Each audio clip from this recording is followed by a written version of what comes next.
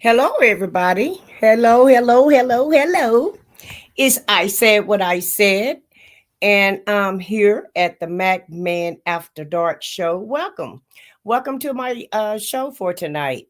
Tonight, we've been talking about relationships on the Mac Man morning show, and I kind of wanted to extend it to Saturday night because I felt like there was a few more things I wanted to talk about that. A few more points I wanted to make about that. So, welcome, Yvonne Moore. Happy Saturday. So I decided to extend the Saturday night show to continue to talk about relationships because it was something that we kind of enjoyed this week, and I just really wanted to extend it out. And so, welcome, welcome, welcome. And so, our conversation kind of got it's been focused on just relationships and what a man should bring to a relationship and what a woman should bring to the relationship earlier this week. So I thought I'd kind of bring both of them together tonight because I think we talked about the man. We talked more of a man bringing his qualities to a relationship. And then we kind of talked about a woman a little bit. But tonight I'm going to focus on both the man and the woman and what you expect out of a relationship and what he expects out of a relationship. And I do have a guest. Welcome, Yvonne. How are you doing tonight? Hey, I said what I said. I'm good. How are you? I'm doing great. I'm glad you joined me tonight. I didn't know if I was going to, Mm-hmm. yeah, I didn't know if I was going to have anybody else join me. I saw the Mac man say he back and, but he back, but he's not, but he's on his way home is what he said. And so, Mm-hmm. and that's great. Just long as he's back by Mondays, I'm good with that. I And know that's right. right. And so I was telling the audience, tonight's title of tonight's show is going to be, what do you bring to your relationship? If you're experiencing a relationship, and if you're not experiencing one, to our listening audience, what have you brought in the past, or what do you intend to bring in the future? And so I just thought this was a nice subject to discuss, and I'm glad to have another woman on the panel to discuss it with, because on our morning show I've been discussing it with Lee, and he's a man, and it's okay to have his point of view because I like having a male perspective when we're talking about a subject like this because I like to hear what they're thinking also, just to make sure that we're on the right track. And so, and not so much even on the right track, really just to hear their thoughts and what they feel like a relationship, of what a woman should bring to a relationship and what they feel like they should bring to a relationship. So we have been Right. watching this guy on TikTok, and he was kind of giving us his take on a man and a woman. And really, he wasn't anybody that was a professional in the field. It was just somebody on there just really basically expressing themselves.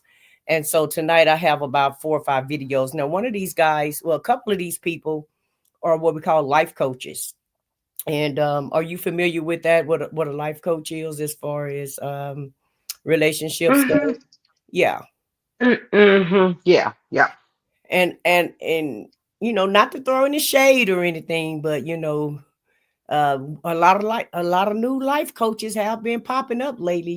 That seemed to be like a new career that people are taking advantage of.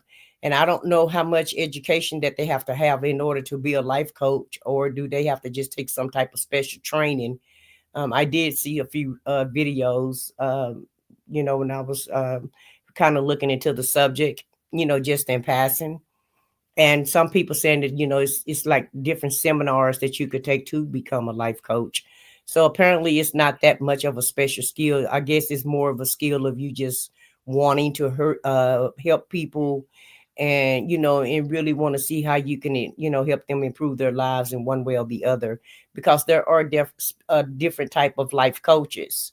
You have people that help you with relationships, you have people that help you improve your life, and you have people that just coach, help you just to get organized, or just any facet for your life. Apparently it appears that we have a life coach for everything these days. And so I just as far as a life coach go, I don't put too much stock in what they say, because it's really it's like a guidance for you. It's the same stock that I put into the Bible, because the Bible is not something that you just follow to a T. The Bible is something, is a guide for you to guide your life, and that's just my opinion on it. Other people may have another opinion on how they feel about it, but that's what I look at those two entities as, as a guide for Mm-hmm. me to follow. How do you feel about Mm-hmm. that? About a Oh, life well, coach? Do you have any experience with oh, them? Have you ever seen one before? no, I've never spoken to a life coach. I think it's just maybe a step down from, well, couple of steps down from like a therapist. Like a therapist, You yeah. know, just yeah, like a couple of steps down from a therapist. You know, where they can guide you through some stuff and Mhm. maybe suggest some things you maybe can read, some exercises you can sit down and do in your spare time and things like that. But yeah, I think it's Yeah. just a couple of steps down from a therapist. Yeah. Basically what I was saying, somebody that can just kind of guide you through life, just like a tool that you need, that you can use, to help guide you in one area of your life that you may be falling short, Mm-hmm. feeling confident about, or that you just may want Mm-hmm. to go seek a little extra help on. And that's the way I look at them, and I don't discount them, because I'm sure they do Mm-mm. great work, and they have to be doing great work in order for a lot of people to really look off into that. And Mm-hmm. like we have somebody in our chat. Hey, Kane Shin 222. Thank you for joining us tonight, and welcome to the Mac Man. Hey, Kane. Yeah, I'm gonna just call him Kane too, because I'm not, when I try to say that second name, I always get tripped up on that, because I don't know if I'm saying it right or not. And you're more than welcome to join the panel if you want to. I did put the link in the chat so that anybody that pop up in the chat, can always join me on the stage. I don't mind at all on the panel. But so we were talking about these life coaches, and so I've did a little research, got a few videos that I want to show. And like I said, these some of these people are just giving their experience, and a couple of them is a life coach, is what they call a life coach. But we do have Mm-hmm. Michelle Obama. Now, I did set this up for the show for this past week, but I never got to play her video, and I feel like she has some information that could be crucial, and instrumental for us to use also, and educational. So if you guys stand by, I'm gonna go ahead and play her video. Um, Okay. because I only do like an hour and a half, so I don't want to run out of time. But before I play her video, I didn't even ask you, how did your Thanksgiving go, Yvonne? Did you have a great Thanksgiving? Oh yeah, we had a really good Thanksgiving. It was just me, you know, my son, my daughter, and my grandkids, and a Mhm. friend of ours stopped by. for a Okay. little bit. But yeah, we were able to sit down and have dinner and joke around, and the kids were running around the house as usual. So it was good. It was Yeah. really good. And we did Yep. too. I had my two sisters and my daughter and my granddaughter and her significant other was there. So it was kind of like a small gathering. And so we sat around and we ate dinner. We ate the lunch here, and then I went out to the assisted living and took my auntie a plate, and then I went over and then I stopped by my auntie's house, well, cousin's house and my auntie's house. So I was kind of traveling around town, just kind of visiting kin folks as if I was out of town because I never really visited anybody. Hmm. I went around Yeah, visiting. it was Yeah. good. And uh, we didn't cook a lot either. We yeah. just had what did we have? We had turkey and the we did stovetop, y'all. So please don't take my black card for that. We did Oh, stovetop I'll and revoke added your a black few card. ingredients to that, child, and Listen, some I am macaroni and cheese. revoking your black card for stovetop. So Don't go ahead and finish. girl, don't knock it till you try it. It's not bad at all. You just Yeah, I gotta had add a few stuff. Yeah, you got to yeah, add a little bit to it, but it was good. I mean, we didn't cook a really big dinner because I knew it was yeah, going to be a small gathering, just the very immediate family. So, yeah, so it wasn't a lot of cleanup and a lot of all of that craziness that normally goes on during a holiday when you have a whole lot of people at your house. So it right. it A was lot of good. It was intimate. It was more intimate gathering. So yeah. and I would say that for my home also. Now I cook I won't call it real dressing, but I Uh cooked oven oh. dressing. I cooked oven dressing, and so I made sure everybody hauled a lot of it off, and so I barely have some left, and so I'm gonna put Mm-hmm. the rest in the trash tomorrow. But I didn't cook anything other than the turkey and the dressing because everybody brought something so that one person wouldn't have to do all of the work. Because number one, I wasn't even supposed to have Thanksgiving at my house. They just kind of flipped the Mm-hmm. script and decided they were coming here, and I'm like, oh, okay. And so once they told me that they were going to be doing the cooking, and I didn't have to do everything, I was cool with it. And so Oh, okay. yeah, and then we all pitched in and cleaned up, so it was all good. And so Hmm. um, the main thing is, I just hate throwing food away. And Lee talked about going to people's house and sometimes the food don't taste right. And so my daughter didn't do a good job on her macaroni and cheese, and I actually let her know, I don't know what happened. I don't know if you was in a hurry, but your mac and cheese was not macking or cheesing. Uh-oh. Or cheesing. Yeah, I don't know what Ah. you did. I don't know what had happened, but it wasn't making and Mm. cheesing this year. And she make great baked macaroni and cheese. She probably just threw it together and didn't feel like doing it. Mhm. That's what it tastes like to Mm. me. So, and it Yeah, was all well, I had to teach my daughter how to do. Now, my daughter, she knows how to do like the regular box macaroni and cheese with that little mhm. sauce that comes in a box on the stove. So, for Thanksgiving, I taught her how to do the baked macaroni and cheese. So I guided her through that, and it came out very good. So she learned how to do the baked macaroni and cheese. Now check Yeah. this out. I didn't even know how to do the baked macaroni and cheese. I like the baked macaroni and cheese, but I never really learned how to do it. My daughter can actually do a great job. That's how I know she Mm, didn't. She just threw it together because she really can cook. And in some things mm, she cook better than I do because she actually watched me and my mom cook. And so mm-hmm, she have a lot of experience with cooking, and she really can cook. And now some of her stuff I don't like because I like just traditional way of eating. I don't like adding extra stuff in my food. Like if she make mm-hmm, oatmeal, she'll put some cinnamon and don't do all of that. Just give me some sugar and butter and then call it a day. mm, But she put a lot of mm-hmm, extras in her food that I don't care for. She kind of cook, mm-hmm. kind of she kind of jazz her food up, but it's really good. Now, don't be a heart patient or anything because you may have to go to the hospital, but uh, yeah, that's how it's gonna be a lot of everything in it. So, don't be a diabetic or nothing and try to eat her food because she's definitely gonna get you sick. But she does a great job. Now, one thing I did notice, Yvonne, as I was doing my research, I was so You know, I'm always looking and researching, and you are too, because you put things in our team chat. But Mm-hmm. I noticed we didn't have a lot of Black Friday shoppers this year. A lot of people, Mm-mm. and Walmart sure Mm-mm. didn't have nobody in their stores. I watched 3 or 4 different content creators around the country, and how about Yep. Walmart stores were bare? They were bare. They They were were bare. bare. It was like people were like not there. And you know No why? one was in Walmart.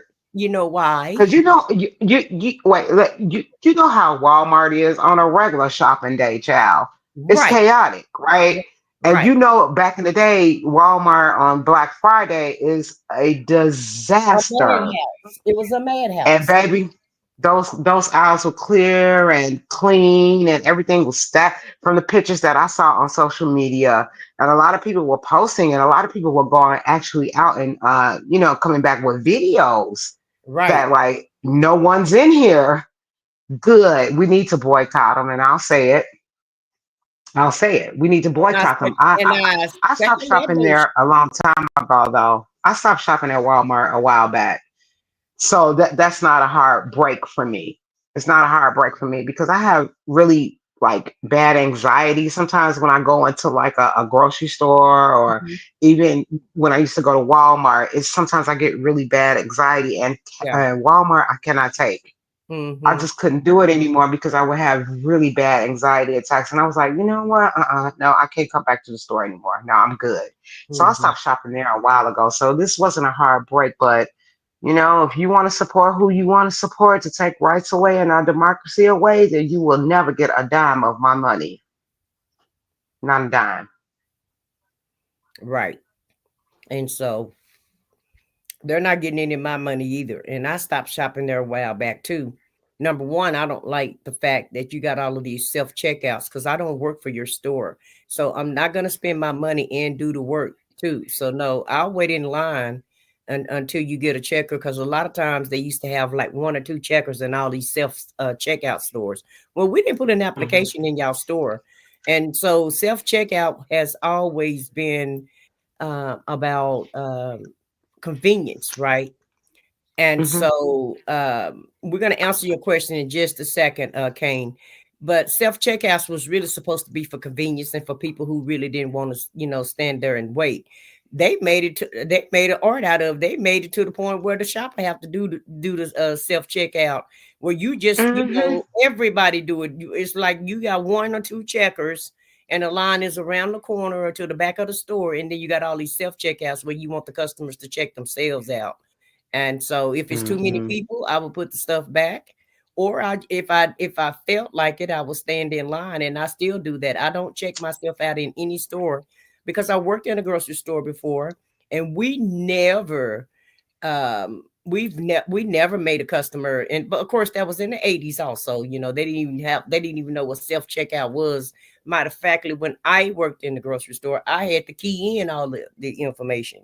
And so these Hmm. checkers have it really easy now because they get the scan. I had to type it in and do 10, what do you call it? 10 key. I had to learn that so that I could check the groceries out. But and Oh, number okay. two, I stopped buying the food at Walmart because I kept getting bad food and I didn't like the way the meat tastes. And so I just kind of stopped shopping there altogether. And I get household goods there. But so, Kane, here's the reason why they didn't have anybody. Walmart decided to remove their DEI program, which is diversity, equity, and inclusion. For Black people, they supposed to have a diverse workforce, and so they decided that they was going to be on the side of the Agent Orange. And so they removed that from their stores. And so now the vendors, they don't have to be diversified when they use vendors, and they don't have to be diversified when they hire you. And so people just think it's about hiring the people there. No, you have different vendors that sell at Walmart also. It's not all big name brand corporations. You have like wasn't Kenya Kenya from Real Housewives of Atlanta. I believe her stuff. I don't know if it was in Walmart or if it was in Target, but you do have small. I know the Bratz Judy lady had her stuff at Walmart, her hair products, and so Mm-hmm. sometimes you have little small business vendors that solicit to Walmart, and so now they don't have to have Judy products in there if they don't want to. They don't have to have our products in there if they don't want to because they removed the program because Congress did. And so that's why a lot of people decided that they weren't going to shop with Walmart. And also, they gave the Agent Orange campaign a large donation for his campaign. So, in our side, they the enemy. And I'd like to say hi to James Yeah. Mack. Hey, James, how you doing tonight? Hey, James. Too, yeah. So, Oh, but Mac, Stacey, can I elaborate on that DEI as well? So DEI is just not about having smaller businesses that put their products on the shelves, right? It's not just about that. It's about who they hire as well.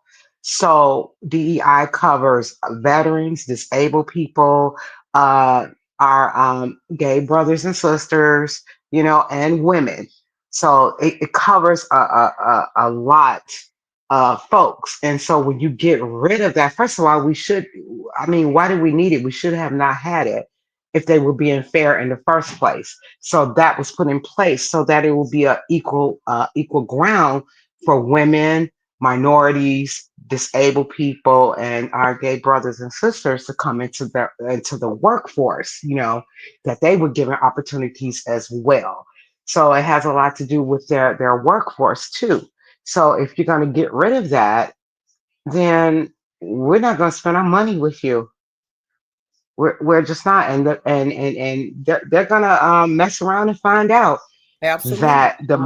that minorities, the people that you said, oh well, you guys are not important anymore. We spent a lot of money. We Absolutely. spent a We're lot the of biggest. money, We're and the I cannot biggest wait to see the consumer. numbers. Yvonne, we're the biggest consumer in America. We spend more money than any other race of people in America. We do. Yeah. I was We going to do. let you finish. I just wanted to interject that in there just to let the audience know. We have a huge platform. We spend more money than anybody spend.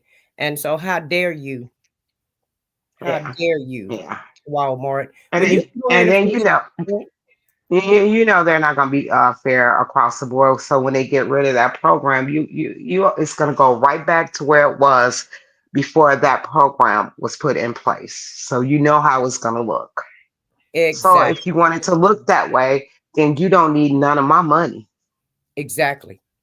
So that means you don't Period. value So, me. You don't want me shopping there because I fall into those categories. I'm disabled and uh, mhm. and and I'm black. So that means you don't want me in your store.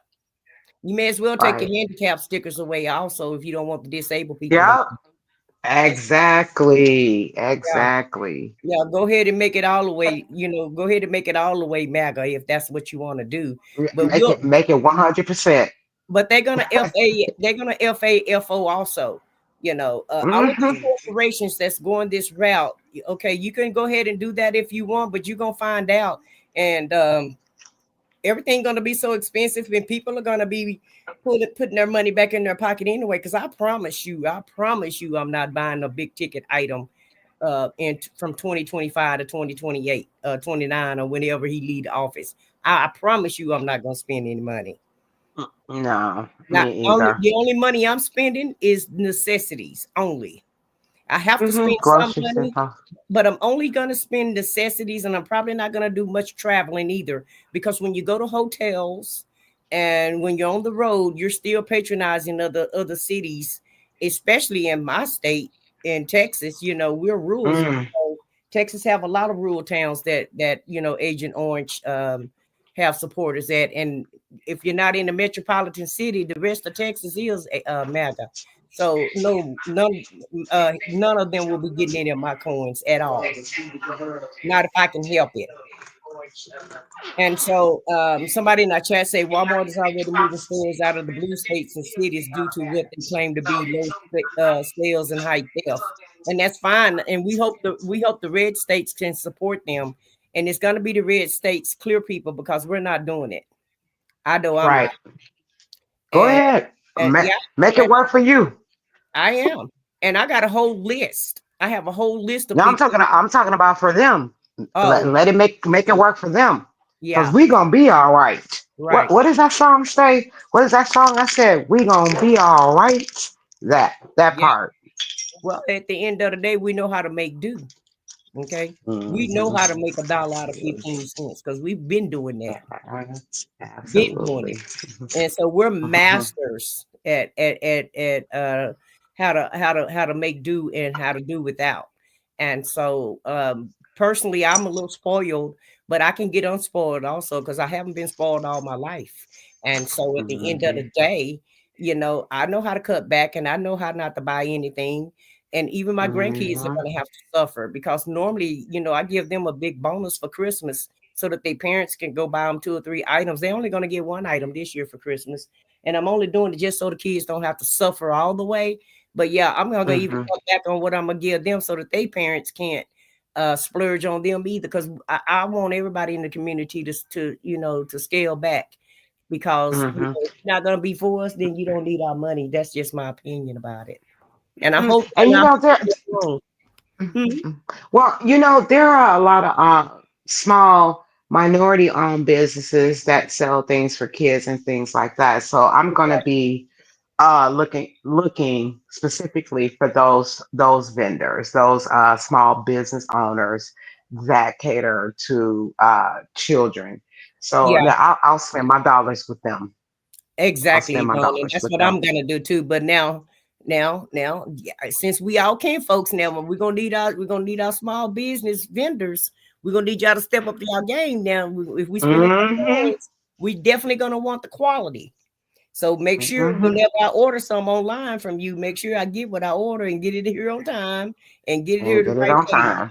Yeah, get it on time and get it the right way and package it up the right way because I've ordered some products from some black vendors and it was the summertime, but you have to have a fix for things if you're going to be a vendor.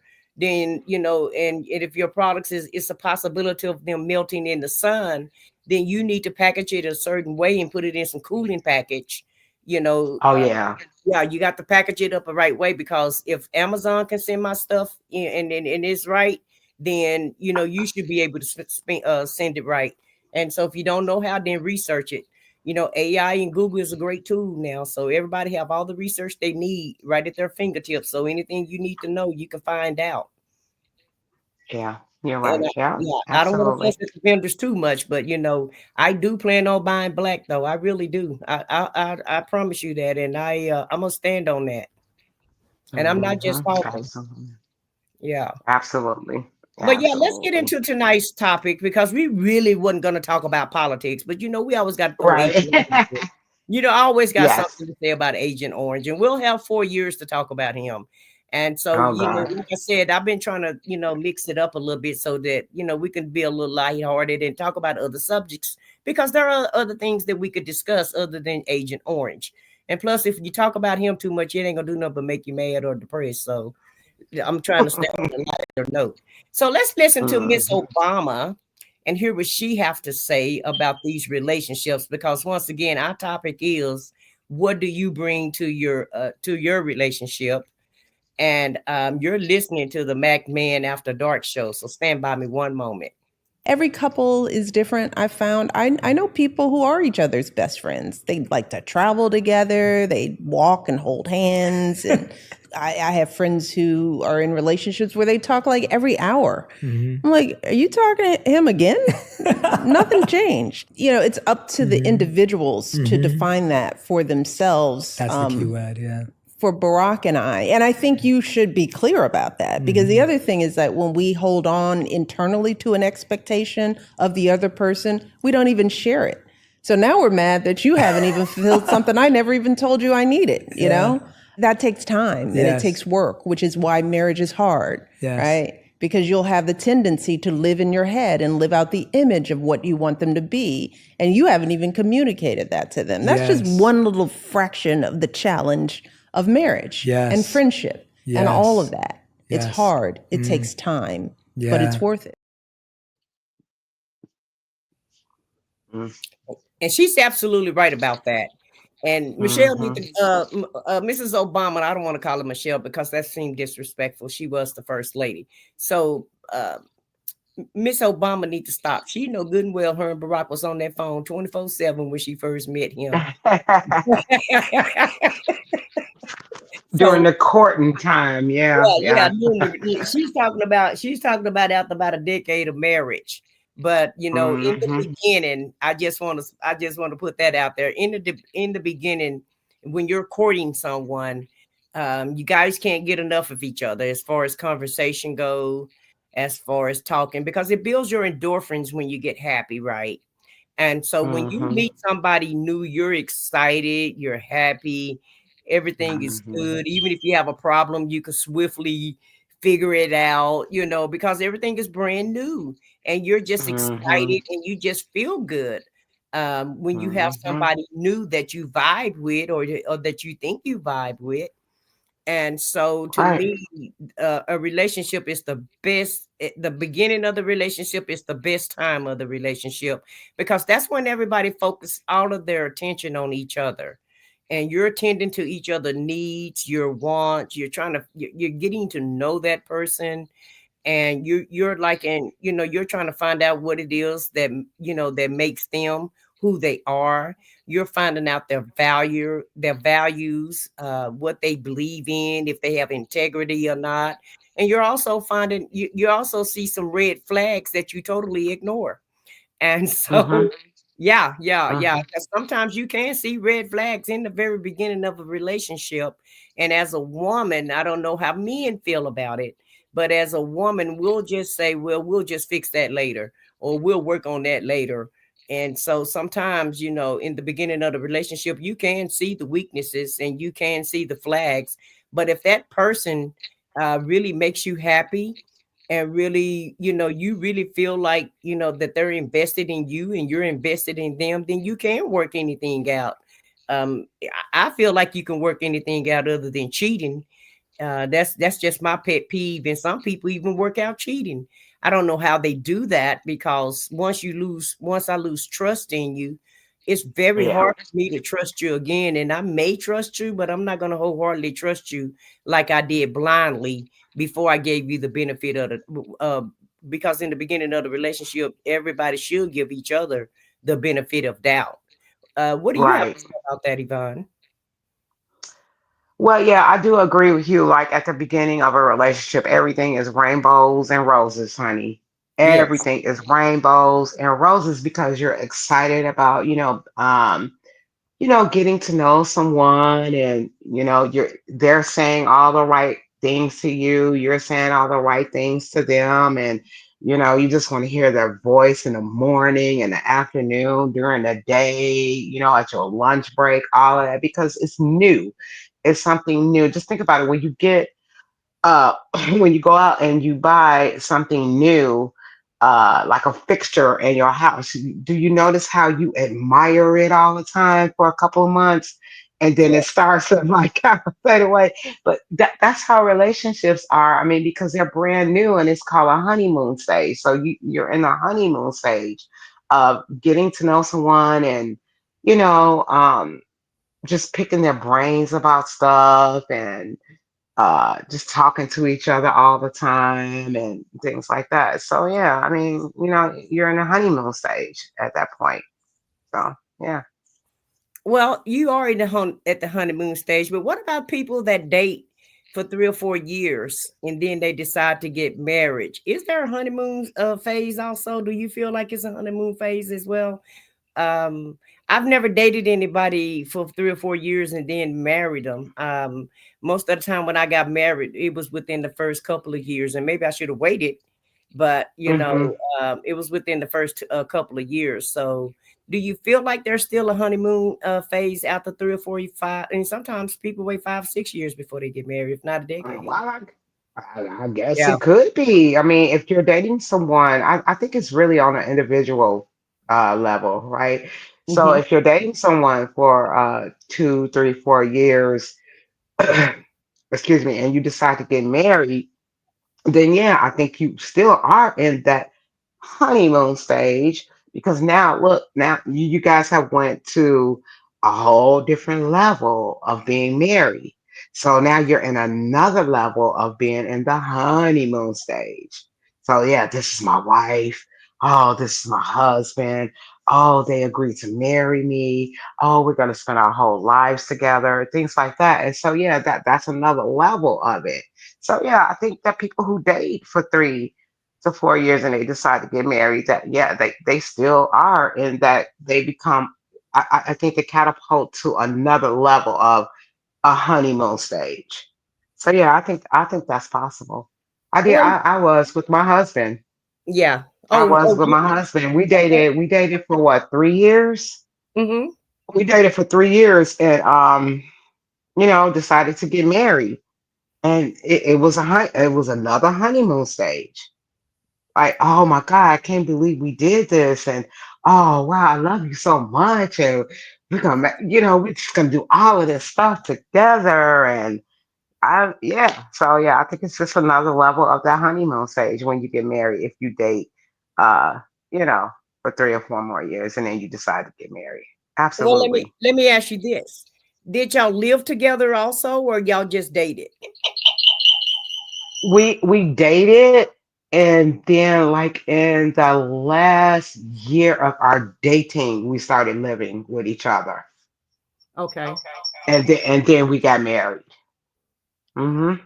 Yeah. Yeah. And we were still in our honeymoon stage. Still in our honeymoon stage. Yeah. Okay. So stand by for 1 second, Yvonne. Go ahead and keep talking about it.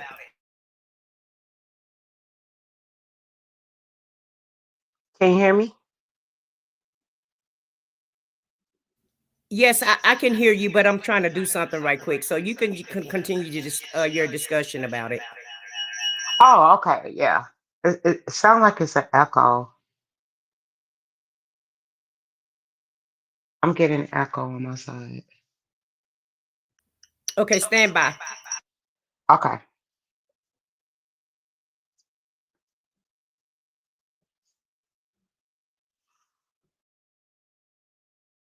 Okay, there was an echo because I'm trying to do something, and I had to come on stage in a I had in another capacity,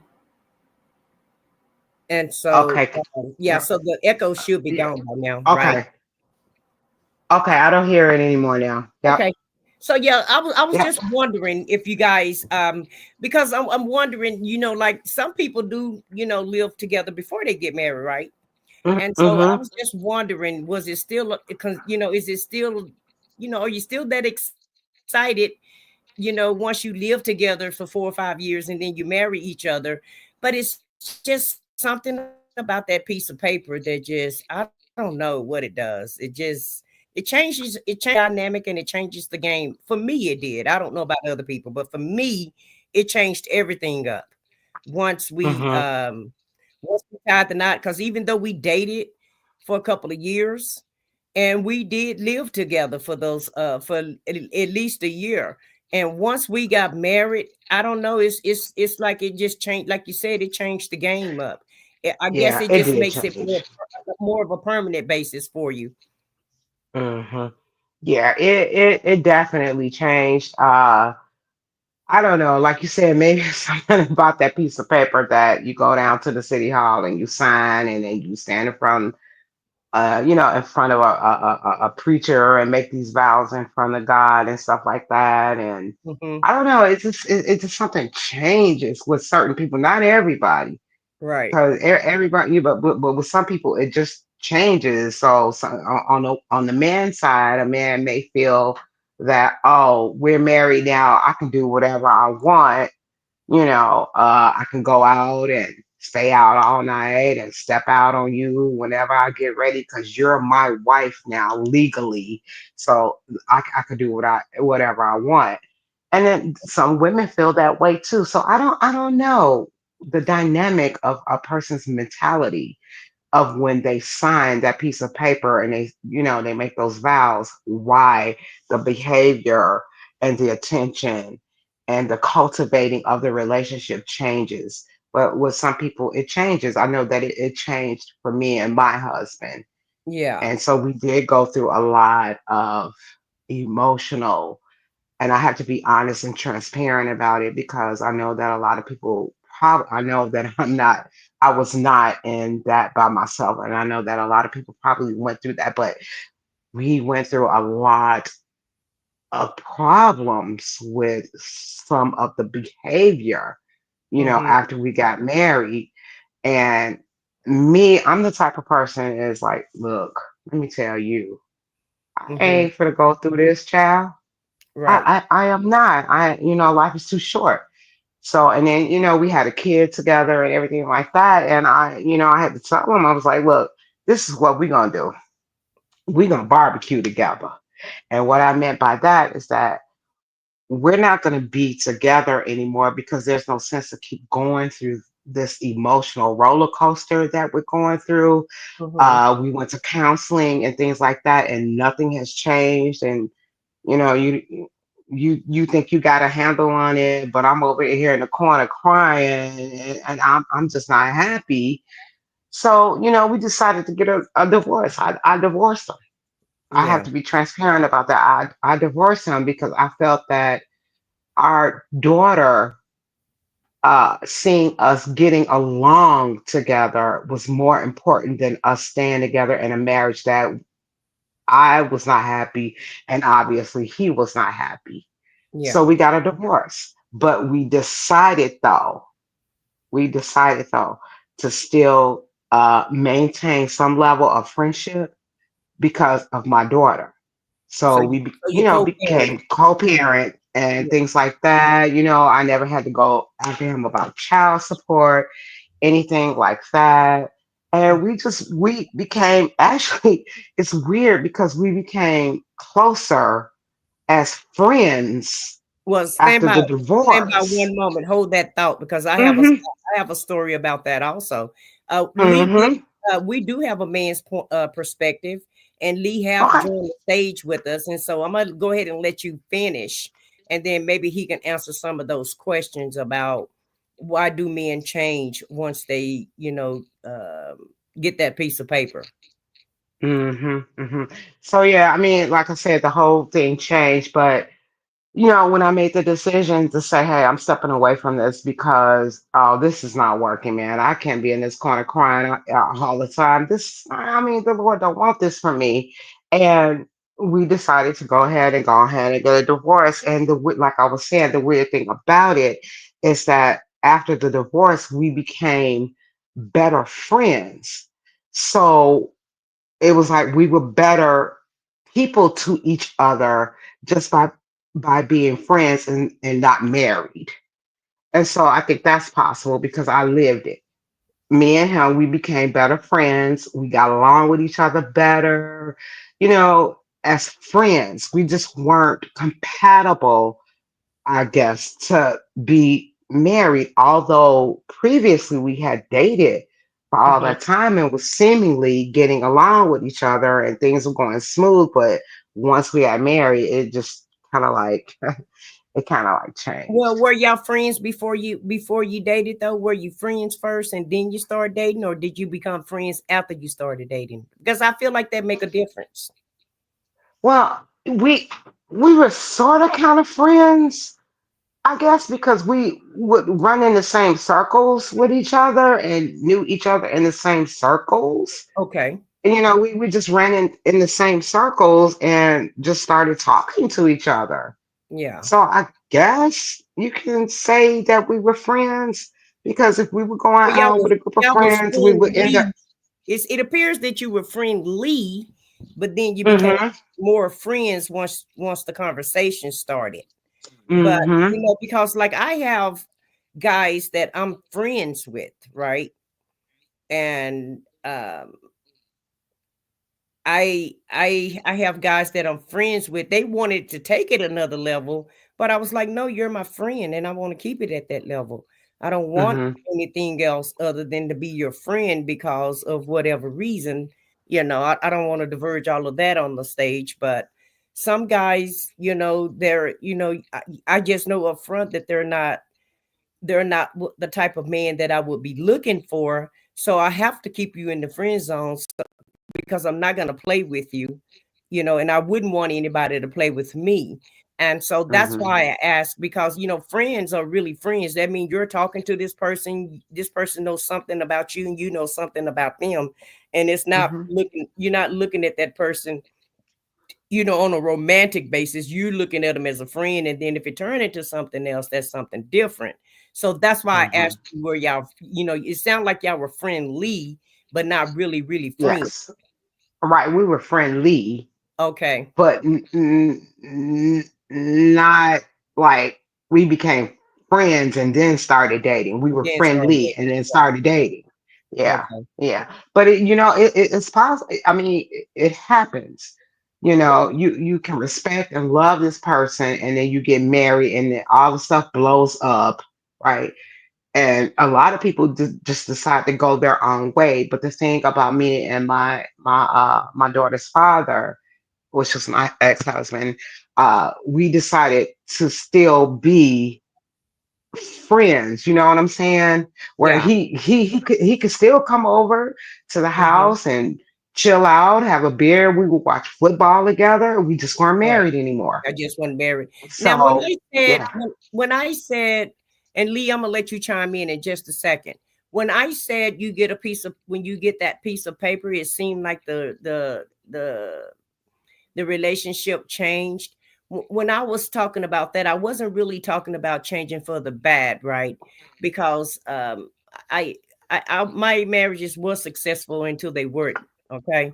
And so the whole time I was happy, I really was happy. I was really, really happy. So when I say that it changed the dynamic, it made it a more permanent basis, as if, okay, if you get mad at me, you just go in that other room in there because, there's no going home and you don't have anywhere else to go, and when we discussing something, we have to discuss this wholeheartedly. And, we have to come together and make decisions or what have you. And that's what I was talking about. It appeared that my husband's, like, they stepped up to the plate uh once I got married. It's like when I was dating them, and I say them because it's, I have two. And when I say when I was dating them, it's like I knew that we were dating, and we were dating, but it was always an option not to. And it's not that I was seeing anybody else or they were seeing anybody else, but in the back of my head, this wasn't a permanent thing. And until they proposed and said, let's get married, to me, it kind of changed the dynamic. So Lee, first of all, hi, how are you doing today? I am fine, ladies. And Hey I'm Lee. glad. How you doing today? You sure you want me on the show? Oh yes, we do. We got to have a band's perspective from on the show. We and Lee, I don't mind talking to you. You already know that. And so today's topic is what do you bring to your relationships? Although we're talking about the beginning of the relationships because of the video that we just watched about Michelle Obama. She was talking about the dynamic between her and President Obama. President Obama's, dynamic.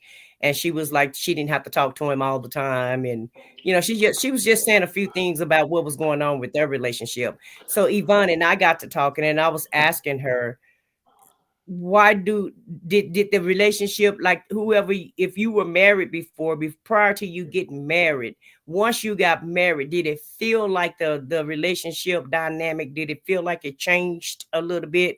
And that could be for the good or for the bad. Well, ladies, be careful what you ask for. Now, you asked me to come on now.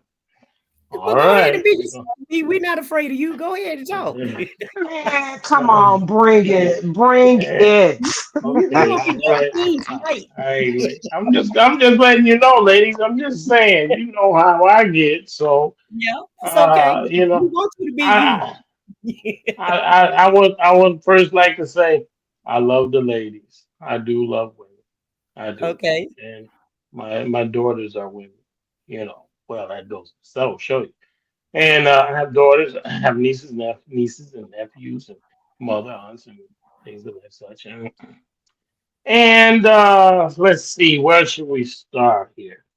I was listening to you ladies, and you make some very strong points. Didn't say they was right, but I said they was strong. Um, Now these are facts, so I always say look them up. 80% of the divorces are initiated by women. That's a fact. And you ask, why is that? Here's the thing. So women are you're dealing a feeling type of thing. Your feelings may change over the time of a relationship. And plus, here's the thing, your expectations. I mean, what you want in a marriage and what you're looking for and what actually happens are pretty different because they change. And the thing that you don't expect is that you have false expectations. Your expectations don't match what's happening in reality. What I'm talking about in the real world, day to day, how you live. And you think marriage is a problem solver, and it's not. And women mostly think that when they get married, it's going to solve some of those problems. And men don't look at it that way. When you get when you're looking to get married, you get some reasons why you get married because sometimes you think you're getting up in age, and that's one of the things that you have to get off your list is marriage.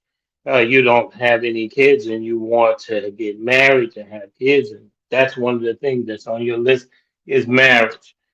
And your friends are all getting married, and you feel you're being left behind. You want to get that experience, and you get married. So your expectations are a little different from a lot of men. Men are not looking to say because their friends are not telling them, "Hey, man, let's get married." You ain't married. You're not married yet. No, we're not doing it. We don't operate in that way. We don't get married because someone else is getting married. We don't get married because we're getting older and we're looking at, damn, we better hurry up and get married. The thing is with men, it's different. And our expectations, we take you as you are. You take us as you want us to be. You want to make us into something. You get married with us, and then you say, "Well, I can improve on him." We don't do that with you. We get married. We see how you are. We say, "Okay, I can deal with that," and we go deal with it. But you guys look at us and say, "How can I change him?" Okay, he was this way, and now I'm going to make him this way. You know that he doesn't like to go. He doesn't like to dance, but now Mm-mm. you want to make a dancer out of him. You know he's not a conversationalist. Now you want him to talk to you all the time. Here's the thing: he's exactly what you see he is. And some things you can evolve and change from as a man, as a woman, but some things you are inherently you. And the thing is about women is that you guys you were raised as women, and what I mean is that you are expected to be given things and done things for you. I give you an example. You expect a guy to open a door and pull out a chair and protect you, even though and do those things. And the man will do those things most of the time. He'll open the door. He'll see you behind him. And he'll keep the door open for you, and he may not. Most of the time, he will respect his language because he's around a woman. Some men do, most men do. The thing is that men will give you something you haven't earned. And when you're dating that man, I'll give you a good example, and then I'll let you ladies continue. When you go on a date with a man and you're walking down the street, and here comes some trouble, some guy, whatever. He comes and he wants to accost. He wants to, maybe come up to your woman and say something stupid, or maybe grab her or whatever, or put his hands on her. You know that man that you just met will give his life for you and don't know you. That man will give his life for you. That's something that women don't understand. Men are inherently got that in them where they will see you and they will give their life for you and don't know you. Someone will do that. You will not do that for a man you don't know. And I'll let you guys talk for a minute. Well, let me say this. My husband took very, very good care of me and our daughter that we had together, and everything we did from deciding to get married and deciding to have a child together was intentional. Okay, it was intentional. It wasn't, oops, we're having a baby. Oops, we done got married. No, everything was intentional. And my husband made it a priority to take very good care of us. And he took very good care of us. And he was like, if you want to work, you can work, but you don't have to, Yvonne. I got this. And so I decided to stay at home with, my daughter and take care of the home and things like that. And he was a hard worker and he provided everything for us. So, from that perspective, he was a phenomenal caregiver, a phenomenal husband, a phenomenal father. But there was some other things, other sides of that I just could not tolerate. I just could not keep going on with other things that were happening in the relationship. And so that's why I divorced him. Because I know you said 9 times out of 10 it's always a woman that's going to divorce a man, but you got to look at the circumstances of why a woman would do that. You have to look at that too. So you just cannot say that, oh, it's always a woman that's going to divorce a man. Well, you got to look at the circumstances of why the woman is divorcing the man, even though the man is a good caregiver, a good provider, I should say, a good provider, and the woman is at home and doing her part. Because I knew my role as a wife. I knew my role as a wife. He just on some certain levels he did not know his role as a husband. And so, if we're trying to work on that, not trying to change him or anything like that, him as a person, his personality or anything, but your behavior that keeps bringing this friction into our lives, if you do not want to change that, why should I stay in a relationship and keep going through this? And my daughter is seeing her mom cry and be upset, or we're arguing about this certain thing all the time. Why would I subject my kid to that? And we go and get the counseling, we go to therapy, and the behavior does not change. Why do you expect a woman to stay in a situation like that? And also, why do men get married, Lee? Because you never really answered that question. You told us about, how we divorce you, but you never really gave us a reason of why do men get married? Because I'm interested in that from a male's perspective. Because Well, we get married Right. for Yeah. different Why? reasons. Yeah, so I want to hear Hmm. what you have to say about that. well, that wasn't a question put to me. You asked me what I thought about the whole Okay. situation, and I gave it to you. You Okay. didn't ask me any specific questions. And Well, we're now you asking ask you me this now. one.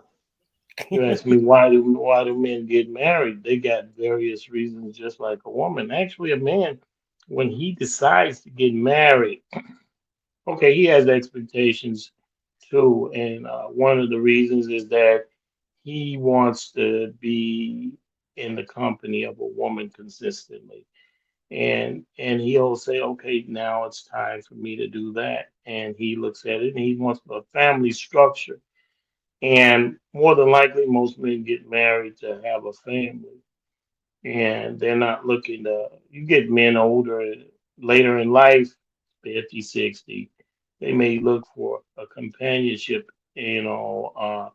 Most men are not looking for that now, but most men in that age group where they're, want to have kids and stuff, they're looking to get married to do it. Some men now don't get married outside of wedlock. But the thing is, I've seen that you talked about. Uh, See, okay, you gave a story about, not a story, but you gave in your side of it about your relationship, and you were talking about how you experienced your marriage.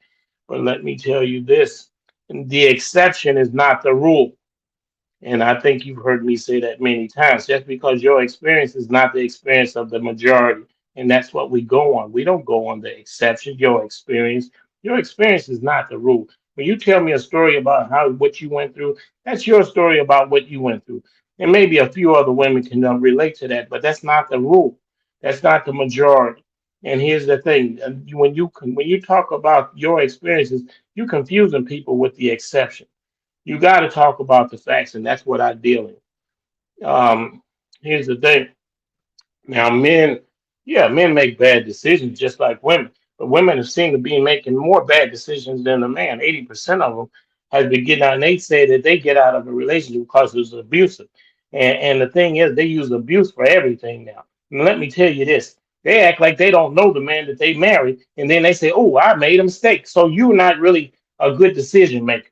Because if you're making that many mistakes, 80% of the decisions are made by you about getting out of it, getting in a divorce. That means you're not good at making decisions, not even for your own life, not even for things that will affect you for the rest of your life. You're making bad decisions even after you made these kids. And when you make these kids, you're creating a problem, Mm-mm. not just for you, for your whole family. So I'm just saying, I'm just talking about the facts here. And if you don't like what I'm saying, that means you don't like the facts. But the facts are what it is. I'll let you continue.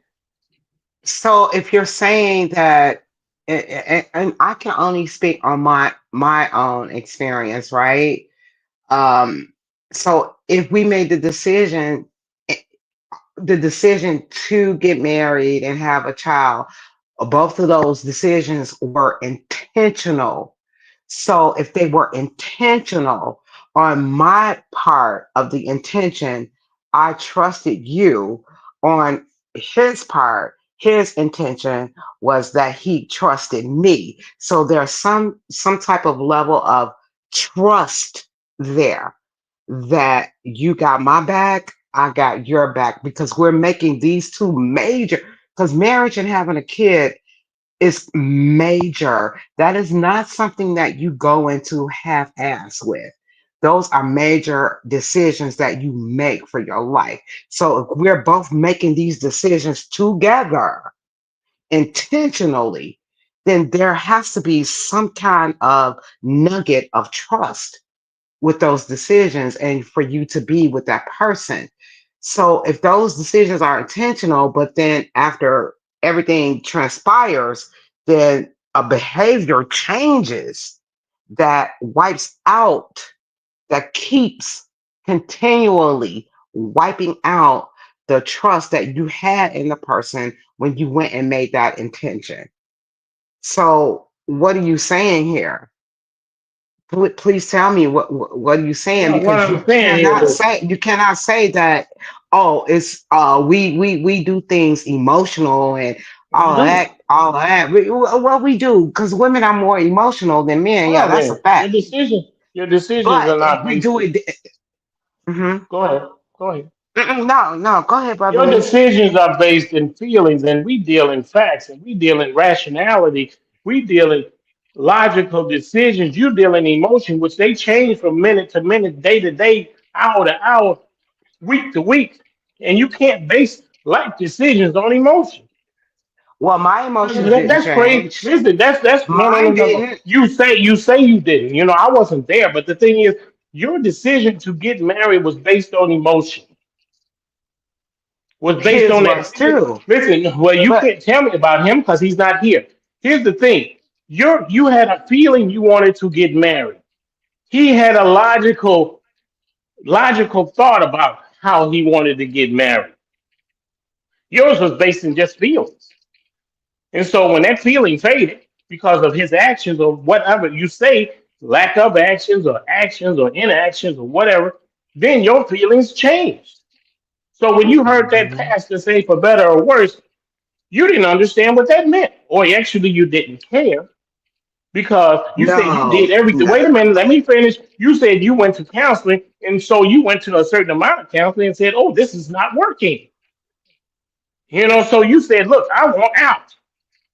Because you took no responsibility in your actions and said it was all his fault. But we're dealing in that one exception, which is your experience. You can't talk about the facts of everybody or the majority. You're talking about your Mhm. experience, and that's the experience that you Mhm. had in marriage. Mhm. So So, have you that's ever what. been married? Yes, I have. Are you There you married go. now? No, I'm Are not. you married now? Why No, aren't you I am married not. now? Oh, you want to hear my story? So no, yeah, yeah, absolutely, because obviously something happened. Yes, So it was it did. on her part? It was Yeah, on her part that she divorced you? well, you could speculate, or you want me to tell you what happened. No, no, go ahead. Okay, then I had the utmost respect for my wife, the utmost respect for my last wife. I was married twice. Actually, I wasn't married twice, but I was with the kids, my kid's mother, the first time, and I was with her for over 20 years.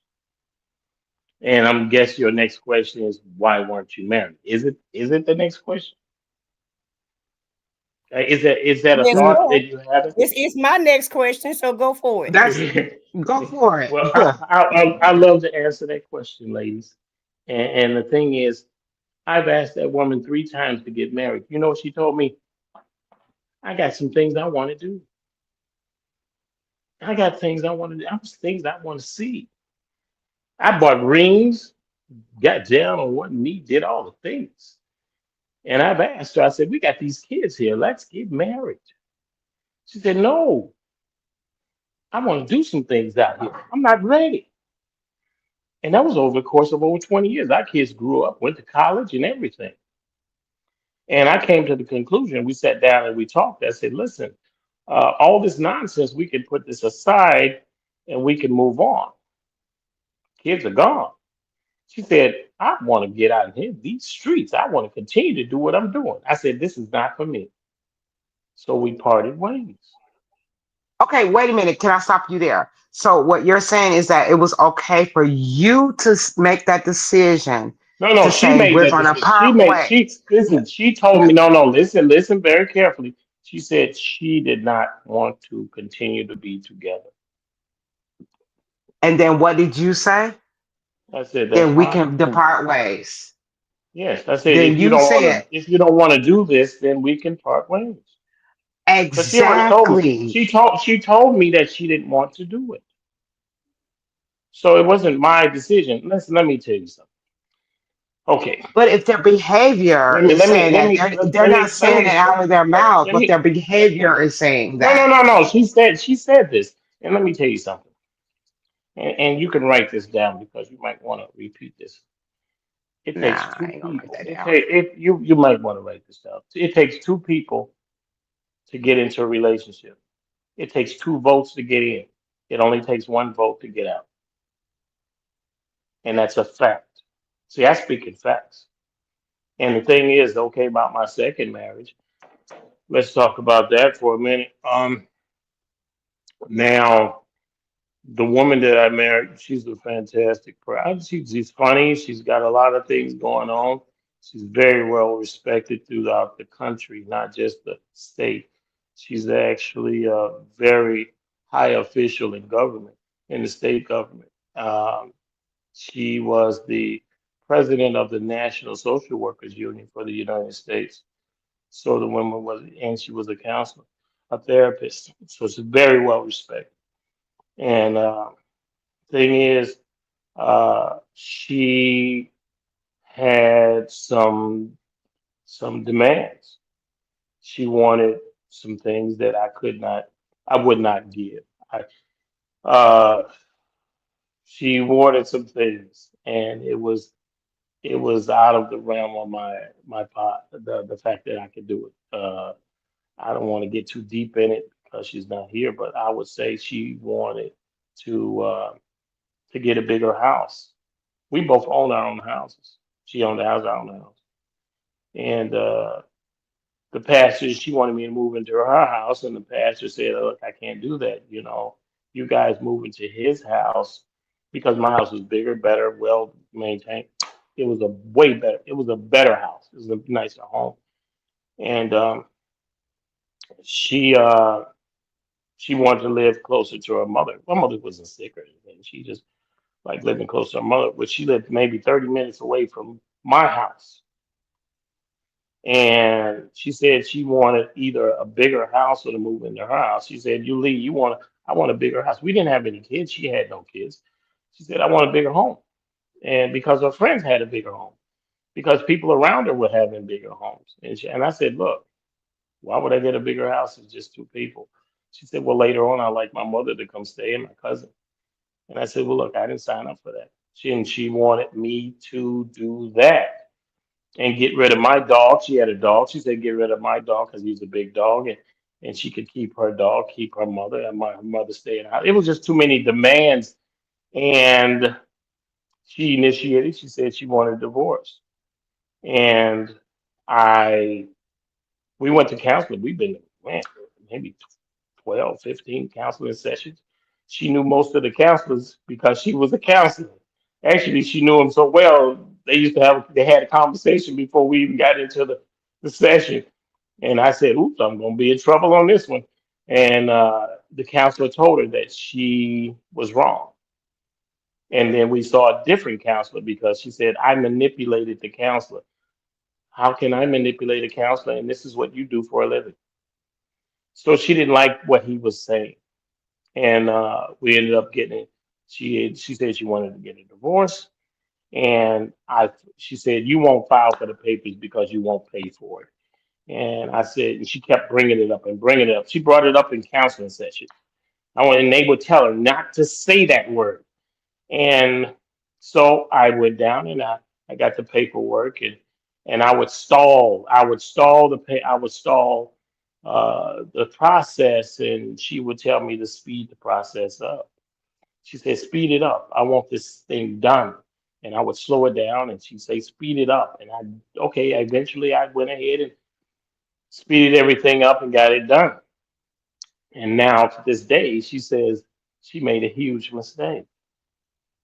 She says, "Lee, I'd like to do this again." I said, "I tried and I did everything I could to continue this marriage," but she said that she was not a young woman. I mean, she's 50 plus, and she's thinking that she thought she could get me to do what she said. "I tried to get you to do what I wanted you to do. That's why I initiated this divorce. I wanted you to do what I said."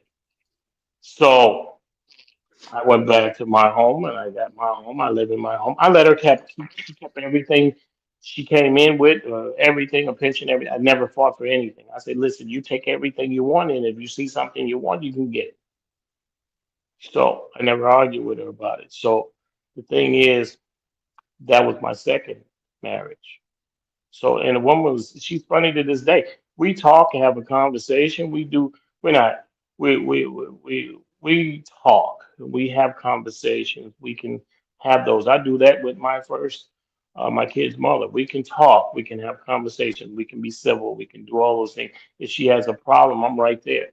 If she needs something, I'm right there. But I'm not her bosom buddy, but I am there if they need me. So I am a Hmm. very good person as far as to meet me, but I will not deal with what I call terrorist demands. I don't Hmm. negotiate with terrorists, Hmm. when you're doing that. So you gotta open the door on it, you get a little peek into my life here. You can go on. Yeah. So So let that me ask was you your this again. pivot on your second marriage, but I'm back on your first one when you decided that you did not want to go through Well, this, so no, no, you no. made the She did. She decision to listen. leave. She decided she didn't want to be in it. Okay, she decided she didn't want to be in it. She decided she didn't want to be in it. And the So do thing you is feel about like that. your decision making do you feel like you were still making good decisions when you chose both of these women? Because you told us our decision I making didn't probably make listen. That you're right about this, and it's good you brought that. You good you brought that up. Here's the thing: when I met the kid's mother, I was 18 years old, hmm and I didn't grow up with a father. And I saw the difference. I wanted to see what being in a home with a father would do. What the difference is. How would I come out if I had a father in the home? And my brothers were like, "Hey, man, don't worry about that. Don't do that." And I was like, "Look, I want to see what happens when you stay and you help raise these kids." and they end up all going to college. Actually, most of two of them went to college. One went to Howard University. One went to DePaul University. First went to Jackson uh, University of I forgot the name of the university. It's in Nashville. I can't come up with the same university that Oprah Winfrey went to. Um, and then she went to DePaul and she got a master's. And then before that, she had a scholarship to go to. She went to France for a year at a university in France, and then she went to a university in Africa for a year. She had a scholarship in Africa, and she ended up getting a master's degree out of DePaul for publishing. And the other one went to Howard University and got a degree in psychology. And she ended up being a manager, a supervising manager at a mortgage company. She was over she was over underwriters. She had underwriters under her. She was the managing underwriter, which is a very prestigious a job. So, and my son, he runs a company. Uh, they he place people in that's coming from out of town into situations so they can get adjusted. But yeah, so I mean, the reason why I stuck around is because I wanted to see what would happen if a man stayed there in the home, regardless of all the friction that was going on. I made sure that we never argued in front of the kids. And plus, and I disciplined the kids. I would discipline them not in front of each other. I would take them in a room and I would close the door and I would discipline them in whatever way that I think was necessary. I'd have conversations. Sometimes I would use the paddle, but that was when they were a lot younger, under 10 years old. So the thing is, that's why I stayed with the first one because it did make a difference when I stayed.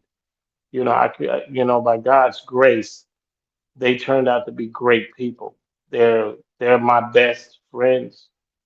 I can sit and have a conversation, and we talk on a real level. I don't sugarcoat anything. So, you got some more questions? I'm willing to answer.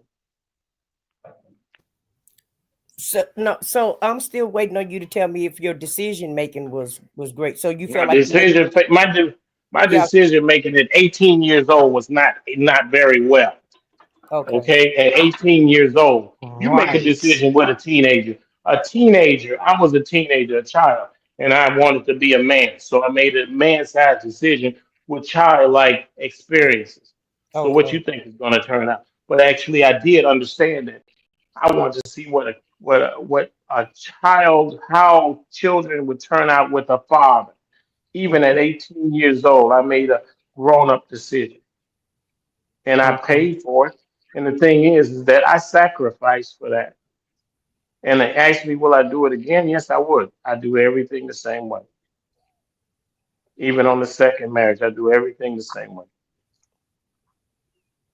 So you decided because you didn't want to accommodate her with taking care of her mom and whoever else she said she was gonna No, my mom bring. didn't need taking care of. Her mom was in But her she late. said she wanted her to come live with her She one she day, said right? she wanted her mother. Her mother had her own home, everything. It lived Yeah. down the street from her. So Mhm. it's just that she said eventually when her mother got older, she wanted her Yeah. mother and her cousin to come stay. And it's Yeah. not like she didn't have other relatives. The thing is that she wanted that I could deal with.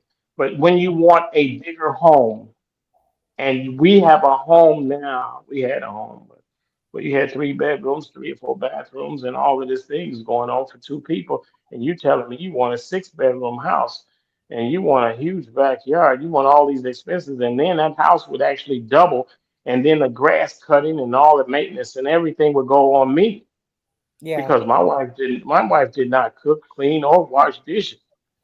She Mhm. said she was too Well, busy. Oh that's the wow. So decision you made to marry that type so of that no, woman. no, Didn't you I'm not know that she listen, I'm was not that? blaming her. Listen, I'm not, she did cook and she did clean because she had her own home. She did cut her own grass. She did shovel her Okay. own snow. She did all of those things. Oh, you saying she just didn't do it at your house? She didn't do it in my house, at our house, because my house was her house and it's called our house. Those Yeah. things, and I didn't complain about that. I stepped up and I did those things, even though I Oh, had a very demanding job. Mhm. Okay. See, she had a job where she worked for the state, and then she had a private practice at night. Okay. So I stepped up and I did those things, and I paid most of the bills, even Uh-huh. though my wife made six figures in her sleep. All So, right. so if you're looking for to say that I got some holes here and there, I mean not holes, I mean I got some gaps where I didn't do this and I didn't do that. I know I No, did that's not what I'm everything. saying. You No, no, made I the know you're Mm-mm. not saying it. I know you're no, not no, saying no. that. You made the disclaimer that we were making bad decisions. So I But was just you wondering. are, Right. you And are, and Well, you I can was judge just me. wondering if you was making a bad decision also, Well, because well, anybody can well, make a bad decision. It's well, all the well, here's choice. the thing. exactly. But I did not make bad decisions. Anybody can make good decisions. See, you jump to the anybody can make a bad decision. Anybody can make a good decision, and I made good decisions. Well, I That's what think I'm we saying. all try. I think we No, all no, no. I think don't when try. we're Listen, making, listen. listen, I don't try. wait a minute, I hold make it on. happen. Wait. Okay. Well, I'm human. So in a certain situation or whatever, I try to make the best decision and I try to think about other people other than myself when I'm making decisions about anything. I try to always think about, well, how will my decision affect someone else? So I can't sit here and say, oh, I'm going to make the best decision for everything. That is I did. impossible. I did. Well, if you I did. did, you would still be married. I know, no, I wouldn't. Marriage don't make success. Marriage is not a No, no, call no, that's no, no, no. Come successful. No, on no, no. now. It If ain't Here's the about you thing. made Here's the success. thing. all the Here's right the thing. Marriage, just decisions, because it's called you would marriage, still that be don't make it. married. Listen. Like I've told you before, and I told you to write it down. It takes two people to get in. It takes one to get out, and it takes one person to ride that car into a ditch. It doesn't But take two people's we're not hands on talking the about steering wheel. success, though. But we're not talking about Well, I'm talking success. about, listen, it don't take two people to drive a car into a ditch.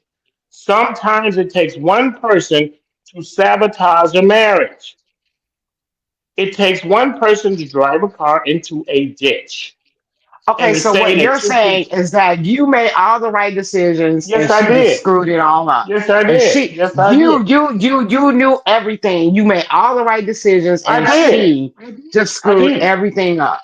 I know. That's what you're I'm saying. saying. I'm saying. I'm telling you what I'm saying. I make the right decisions most of the time. And here's the thing: that my kids can tell you the same thing. You know what they tell me? They say if I get back with their mother, they'll never speak to me again. They said it doesn't work.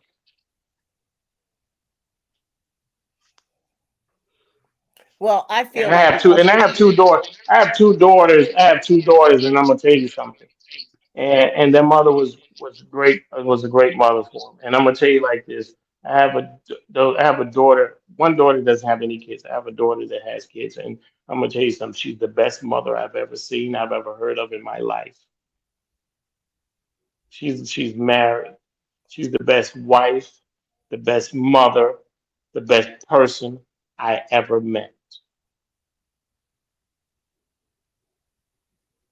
Both of my daughters are great people. My son is a fantastic guy. And I'm glad to know these people because I mean, it's a blessing for me to know them. It's a blessing for me to be alive long enough to know that they are the people who they are. And my grandkids are fantastic. So I mean, I'm blessed to know these people. I'm blessed to be around them. They make me happy just knowing that they're here. I mean, That's a good I, thing. That, yeah. I that's a just good thing. And That, most that good that's a things. really good thing. You're an exception. That's an exception to the norm. Well, So you I are don't have very to, you're I don't fully blessed. agree with all of that because at the end of the day, only I mean it takes two people to make a marriage, like you said, and one person can't carry the whole marriage. Everybody feels any real Sure parent can. feels that way about their kids, I and agree with you. their kids may not be as well rounded as your kid, but a lot Right, of because people. I'm over here like my kids are But a hold hot on, mess sometimes. let me speak, but because I let you guys speak, so let me speak at this point. Now, Mhm. Everybody that love their kids no matter what they do, and and everybody kids may not be as well rounded as your kid, but a lot of people are proud of their kids. A lot of people feel like their kids are the best parents, or are the best extension of themselves. But what I'm talking about is, I'm talking about you saying that you made all the decisions right, and apparently your wife don't feel that way, because if she felt that way, then y'all would have been able to work it out, whether y'all would have sold the houses and bought one house, or to me, and in my opinion, um, to separate over a piece of land, and that's just my opinion. Just separate because you don't want to live here or she don't want to live there. I don't feel like that's a reason to get a divorce. In my opinion, a reason to get a divorce if somebody putting their hands on you, or if a third person enter into the relationship. Everything else should be, we should be able to work that out. But that's just my opinion of it. You did what you did, I did what I did, and Well, look, I agree with you. that's the I only agree reason with why you. I left my Listen, marriage is because a third I person entered the listen. marriage. Because The trust count. me, if it would have just been us two, I would still be married to this day, because I like the institution of marriage. I like the camaraderie Well, of well, marriage. But I'm not going to be well, married to somebody and they're stepping outside the marriage, and I know that they are. I'm well, just not going to be disrespected that way. So if that's a well, bad decision, and That if you part. call that a bad decision, then so be it. But well, I don't feel like anybody other than Jesus is perfect. So I feel like you probably not well, telling us everything. yes, I am. I am telling the absolute truth. And the thing is that you can believe if I told you something bad about me, you would believe that, and you would not have no doubts about that. If I told you I was a terrible person, I beat on her, I called all kinds of names, I mistreated her, you can believe that. But you can't believe that there's actually a man out here, more men out here like me than like the ones that you have experienced Oh in no, your that's life. not true. No, that's not It's true. true. I do That's believe what there's I'm some good hearing. men out here. I know some That's good what I'm men. hearing. That's what I'm hearing. That's what I'm hearing. It's some good men You in my tell family. It's some good you, men in my family. I got an uncle that's been well, married to the one wife for 50 years. So well, I didn't hear that yet. I Now have I'm hearing seen it good from. Look men. at these motherfuckers. Yeah. See, I'm hearing it now. I didn't hear it up until now. Before Well, you were telling me about that's all. because you made an assumption that I didn't know any good men. Like I said, Well, it's some good no. men. I know some good men. I just was No. never married to any. That's all I'm saying. Well, that's what I'm trying to get across to you. There are great men out there, and there are great men that's waiting out there for a good woman. And I mean, not all the time are we going to pick the right people because we want our expectations are probably screwed or skewed. What we want out of a marriage is sometimes what we're not gonna get, and we're looking for marriage sometimes to fix a problem. Your problem should be fixed before you get into the marriage. A marriage is not a problem solver. It's an additive. It's not the main ingredient. And when we look at marriage as a main ingredient, that's why it doesn't work. Because marriage is an additive to something that you've already created, which is your own person and your own personalities and everything. It's coming together to make that union, that situation even better. A team should be better than one person. I You agree with put that. Well, I because feel it's like collective. I feel like It's if you get married collective. to somebody, it should enhance you. Yeah, I wholeheartedly agree with that, because when you do get married, you should be better. It should enhance you. But like you said, you should already have your own, you already should be fixed. Nobody can fix you. So if it's something wrong, a marriage is not gonna fix that. Getting That's married what for I'm saying. kids, yeah, getting married for kids or whatever reason other than love and respect and commitment, and I want to be with you, it's because I jail with you and I like you, and I'm in love with you. That's a whole totally different story. But Mhm. I can agree with that. Well, that's what I'm saying, ladies. Listen, I came on the show to give my perspective and give my some of my experiences, and so that people out there that's listening, they can really they can get help from it, or they can get a better Mhm. understanding about their relationship. Because I'm all for relationships, and I'm all for being the number one thing is not necessarily relationship. It's to be happy, to experience life and wake up and be celebrate what God has given you. And those are the things that's more important than being in a relationship, because a relationship is not going to make you happy. That's not its job. You are to make you happy. To make somebody, give somebody the responsibility of making you happy, that's too much responsibility to give to one person, because they have Right. to keep you happy every day. And Right. some days you're So gonna be sad. so you So yeah. I'm not sure if you guys have heard this term, I said what I said, or brotherly, where people are saying now that I want someone to be my peace. Can you explain to me what that means? Like in a relationship, in terms Well, of a relationship, I want that person to be my peace.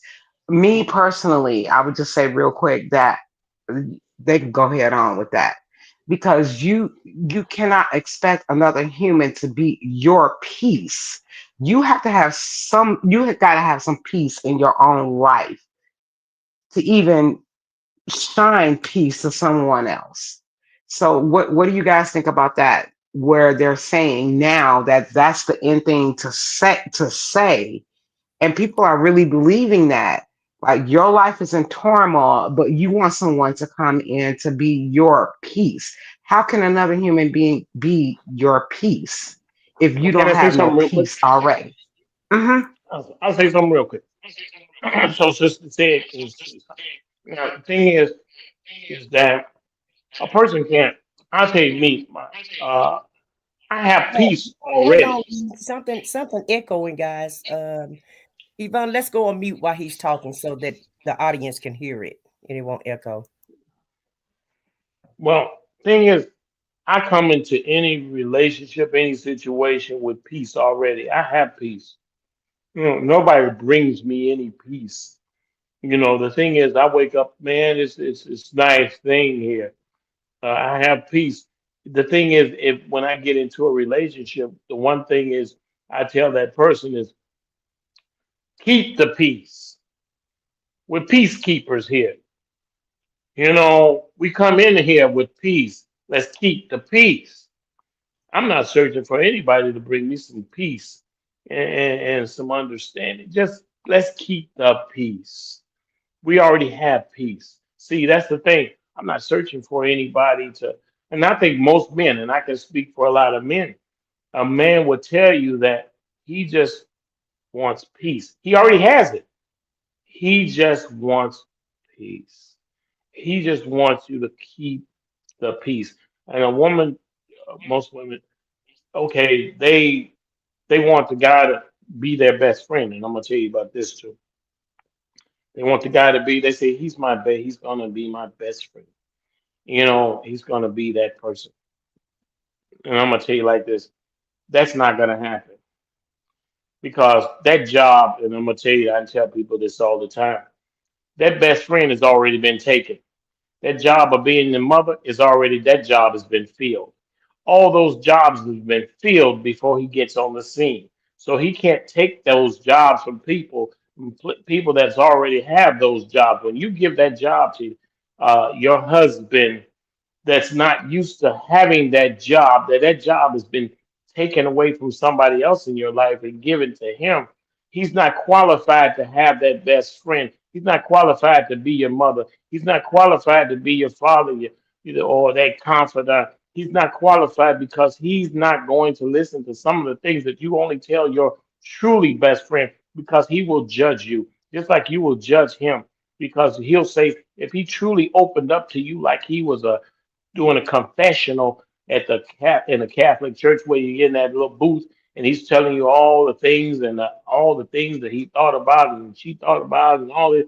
No, you would look at him in a very different way. So that's why you have friends, so you can go unload on that friend and tell them things that your husband don't need to know, or that your wife don't need to know. And that's the thing. When you say you want a best friend, that husband cannot be that best friend. That's why you have other people that you confide in. That's what I have to say. Well, that makes sense. And so I do think you need to be friendly though to be married to somebody.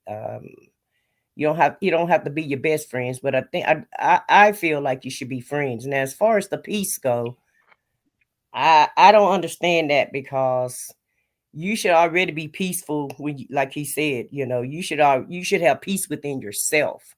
And if you don't have peace within yourself, you have no business Mhm. being married to somebody else, trying to, get with Right. somebody else to get married to them, because it's just going to be turmoil. You have to be content Mhm. with yourself. You have to be With yourself. confident in yourself, and you have to have your own peace. Nobody can bring that but you. And the way that you have Right. peace is the way that you feel about yourself, how you live your life and how you feel about yourself. Because I don't feel like a man can bring me peace. He can be peaceful, Nope. but I don't feel like he can bring me peace. Only I can bring that to myself. That's how I look at that situation. So, and I Mhm. think Yeah, guys because of. say, I think guys say that because they just saying they don't want somebody that they don't want to argue with people all the time. They don't want a partner that they have to argue with every day. And I think that's probably the analogy that they're using as far as the peace go, because a lot of Mhm. men don't like to argue, and I must be like I'm like a man. I really don't like arguing. I'll discuss things with you, but I don't want to argue and fight with you every day. That's just not who I am. Now we can debate all day Mhm. long, but I don't want to argue with you. Mhm. Mhm. Mhm. Because I think it's difficult for another human to be another human's peace. I really do believe that you have to have some kind of peace within yourself, and then maybe it can be cultivated. So as far as like a lot of younger people are saying, "Oh, I want somebody to come in my life to bring me peace." Wait a minute, should not you have peace on your own? Are you surrounding yourself with people who are not peaceful? Then maybe you need to look at the people that you're surrounding yourself with that are not peaceful people, because you have to show yourself peaceful to get peacefulness. So yeah, a lot. I just noticed that a lot on social media, and people talking about relationships on social media, and even in small intimate gatherings that I have with other people, they're starting to say that kind of stuff like, "Oh, I just want them to bring me peace," and I'm looking like, what? So you're looking at another human to bring you peace. Why? You should be looking at God to bring you that, because obviously you ain't got no peace in your life. So another human can't bring you that if you ain't got it already, because they can't click with your unpeacefulness and they bring in peace. That's gonna kind of like, not like, it's like oil and water. It's not going to mix. So then you go through this relationship with someone when you're not peaceful, nothing peaceful is in your life, and you looking for somebody who's peaceful, and that person comes along. Guess what's gonna happen?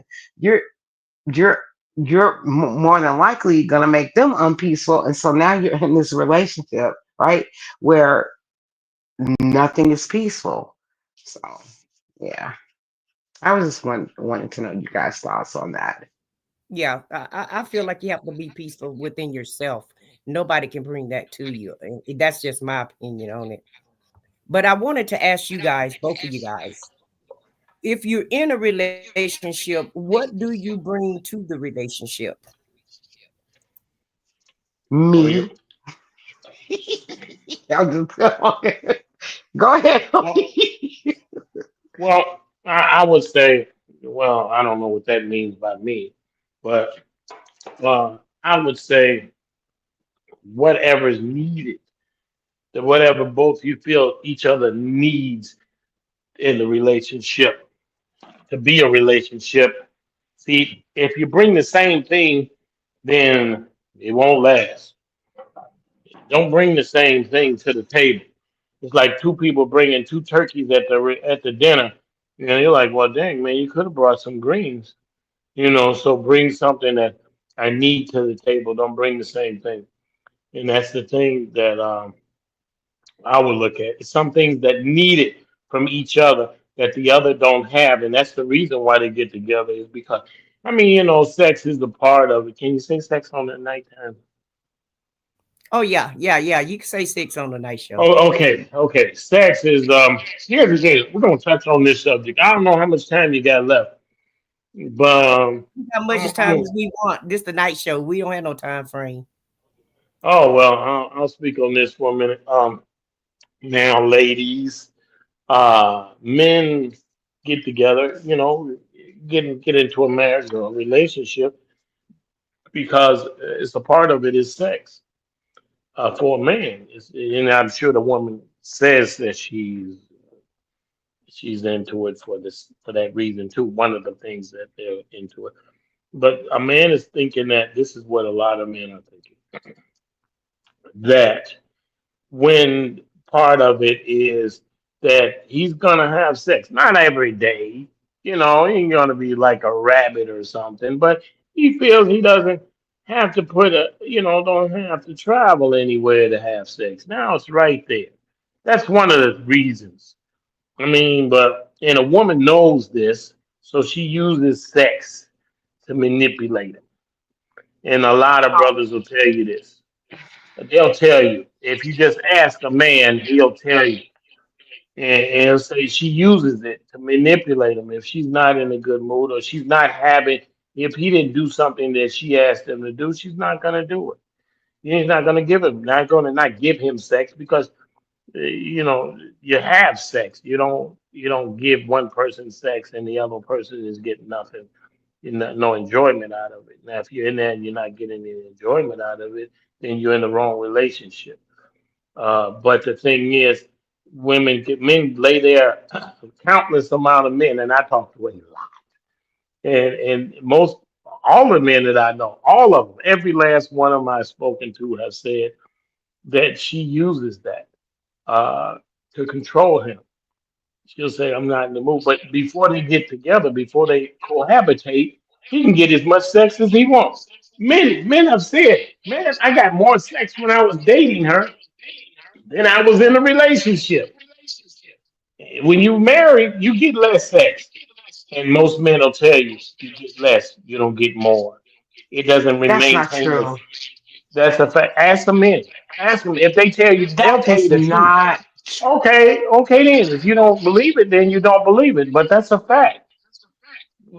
I can You only get tell you less. my experience. That's Well, not that's true. it. That's the exception. That's not the rule. But you cannot make that statement about like the general perception of when it comes to sex in a marriage or a relationship. That's not true, and you're making that like that's the truth. That's the That is truth. not true.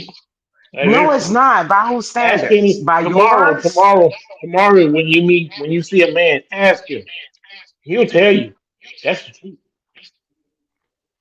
And 99.9% of the men will tell you that's absolutely. And you know what? I'm gonna tell you We got something. an echo That somewhere is going on. not true. Let me say That this. is Let me not say this. true. Let me say this. You can't fix the problem if you want to acknowledge it. You can't fix You any can't problem if fix you the want to problem that acknowledge it. you have with women unless you I have acknowledge no. it. I Let's don't just say that. listen. Let me tell you this. I have no problems with women. I can't elaborate that much, but women love me. They actually love me. I have no problem with women whatsoever. I've had women come up to me and tell me, "You smell so good."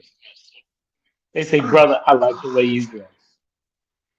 Well, I mean, I'm just that guy. I have zero problems with women. I love women. I respect them, Are and you women are have you no problem with serious me. right now, brother Lee? Listen, I'm telling you the Are truth. you really serious right now? What you Listen, the listen. statement you just made? Are you Yes, I am. serious right I'm now? very. Listen, if you met me, you would like me too. I'm gonna tell you the truth. If you met Why me, would I? Yeah, I you know I'm would. over here Why? rolling. I'm over here rolling. Why? Why would I like you? Why Because would I like you? Because honestly, okay, we on the After Dark show. Okay, I hope James don't call me after this, but I think you're a male chauvinist. no, I'm not. I love women. Yeah, I love women. I really I love think you women. feel that women are the problem, and No, that no, women no, are no, the no. problem in the relationship. That it's all about the man. It's I all told about you the about my man. daughter. I Women told you are about my daughter. second. I don't I want to told hear you about about your my. daughter. I told you about my daughters, and I respect Okay, them. that's The cool. greatest women That's that I cool. know. So if I was so male chauvinist, I wouldn't have had that opinion. So I do. What? And I'm gonna tell you something. I have the utmost respect for women. I don't think women are just a tool. Women are man. They are my.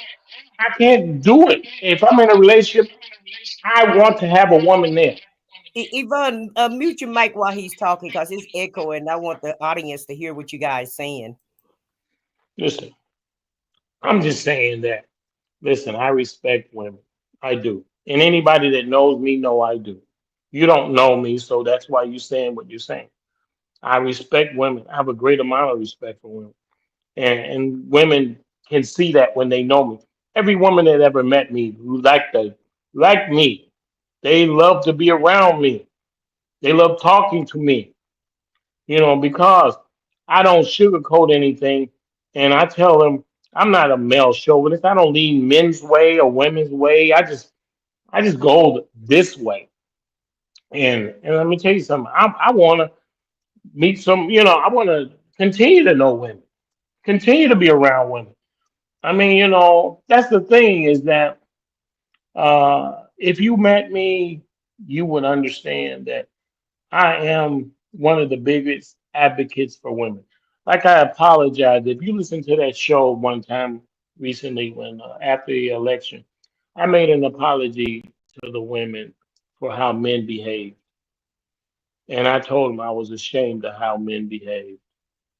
And I told them, listen, I told them black women carried that ball to the 10-yard line, and men did not block for that woman to see us get to the touchdown. And I said that. I said women carried that ball, and the men did not block for that woman when it was needed to get us across that finish line, to get us over that touchdown. And we were so close, and all we needed was the brothers to contribute as much as the women did. And I feel bad about that. I'm sorry that the men that didn't do it, did not couldn't do it, wouldn't do it.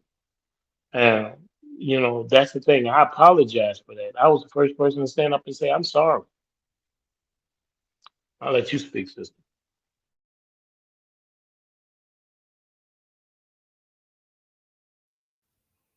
Okay.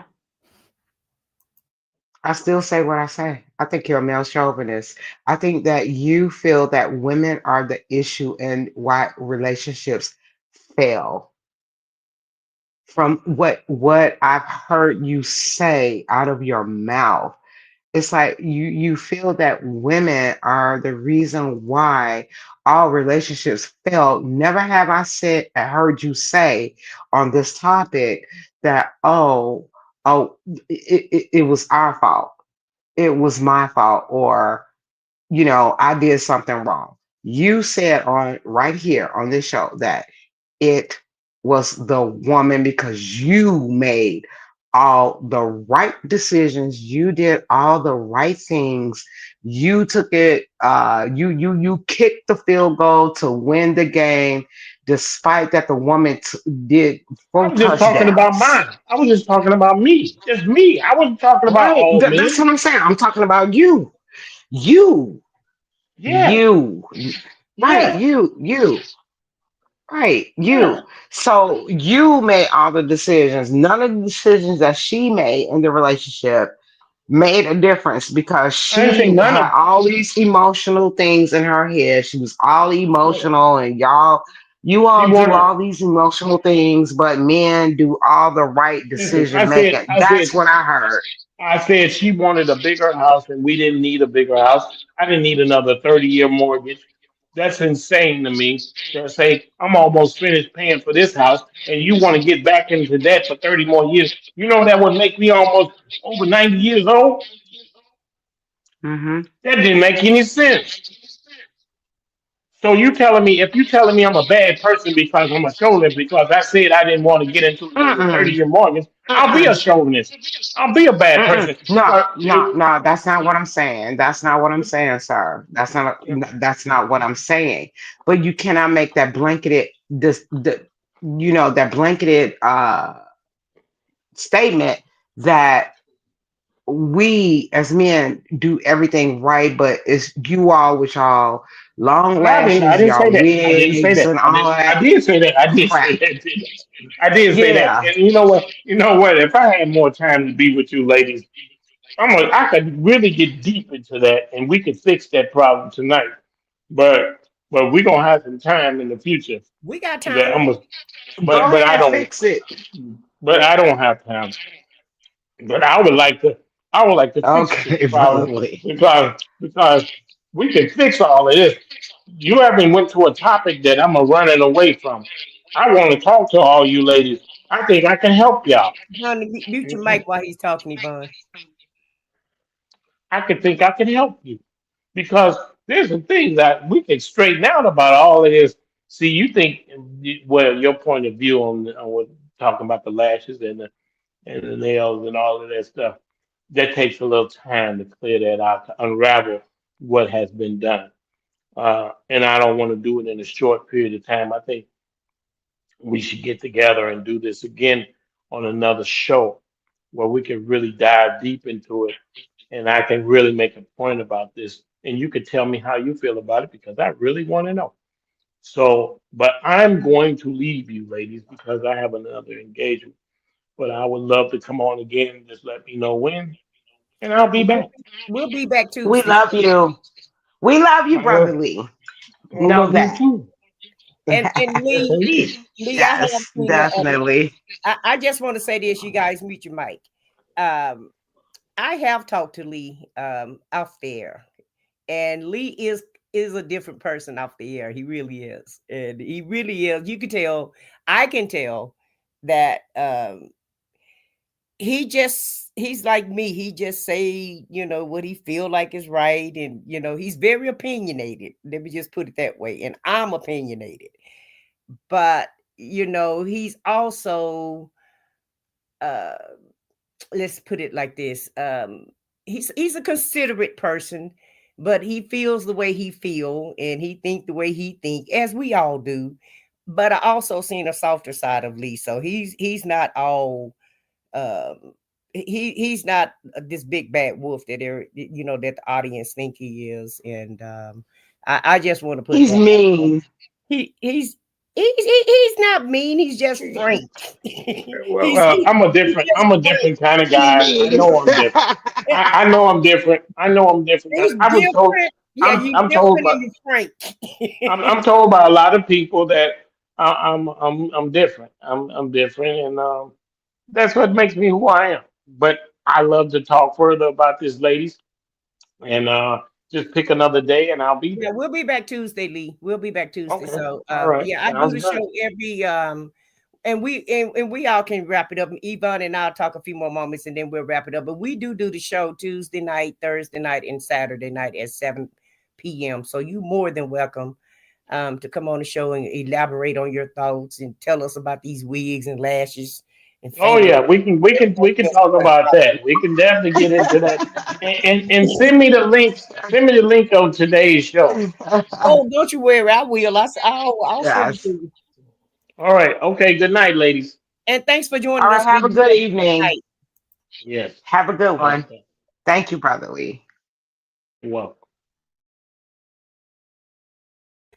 So Yvonne, you and Lee had me rolling over here. I had to stay on mute because I was dying laughing when you guys were talking. Yeah, because y'all are funny. Y'all are funny. And I really wholeheartedly say that because I do talk to Lee off the air, and he really is a genuine person. He just I believes what he know. believes, though. He really do. He believes what he believes, like we all do, and we all have Yeah, our I know. thoughts and opinions or what have you. So that's why I just let him talk and let him say what he I got to say. love it. I say what I got to I say. love it. I love the debate. I love the debate of it. Yeah. He just tickles me. I love brotherly. I do too. And we start on the radio, but it don't I'm mean gonna it. whip him into shape. Yeah. And you see how calm you were when you were talking to him? You could be calm and talk to Lee because what I said I wasn't gonna do is let it bring me out of character no more. because I really am a jokester. I like to have fun, but I also like to talk about the hard subjects. And that's why I invited him on the show tonight, because I wanted to hear a male's perspective, because I feel like our audience need to hear it from a man's perspective.